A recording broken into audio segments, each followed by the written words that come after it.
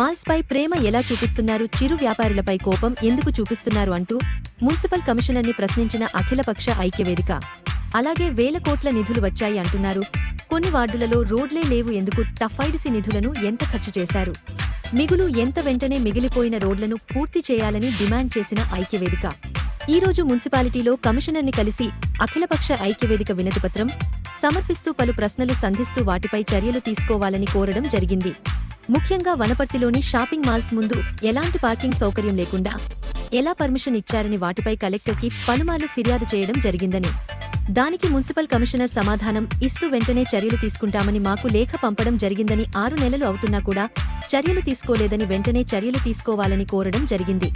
అలాగే వనపర్తి పట్టణంలో టఫైడిసి నిధులు పక్కదారు పట్టిస్తున్నారని, చాలా కాలనీలలో 2, 4, 6, 8, 9, 12, 13, 30 వార్డులలో సమస్యలు అలాగే ఉన్నాయని, వర్షం పడితే రోడ్లన్నీ బురదమయం అవుతున్నాయని, మిగిలిన డబ్బులను రోడ్లు డ్రైనేజీలు వేయాలని డిమాండ్ చేయడం జరిగింది.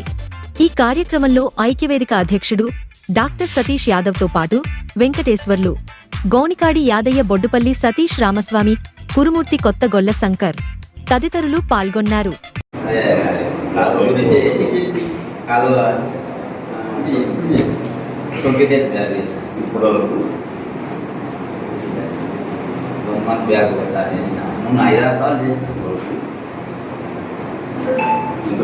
మా నెంబర్ ఫీడ్ చేసుకోండి,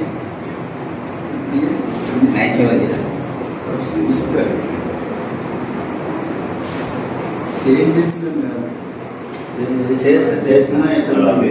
ఇంతకుముందు అసిస్టెంట్ నెంబర్ అసలు అది విక్రమ్ సింహారెడ్డి సార్ ఉన్నారు.